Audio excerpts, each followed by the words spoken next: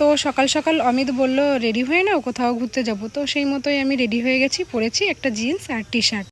তো আমার শ্বশুরবাড়ি ও বাবার বাড়ি হচ্ছে গ্রামে, আর অমিত যেহেতু জব করে সেই সূত্রে আমরা থাকি আসানসোলে। তো সারা সপ্তাহ জুড়ে তেমন কোথাও বেরোই না। তো আজকে ছিল অমিতের ছুটি, তো সেই মতোই দুজনে বেরিয়ে পড়লাম। যাব হচ্ছে পাঞ্চেত ড্যাম। আর এই যে দেখতে পাচ্ছ, এটা হচ্ছে দামোদর নদী। আমরা দুজনের কেউই তেমন জায়গাটা চিনি না, তো অমিত ম্যাপে দেখে নিচ্ছে।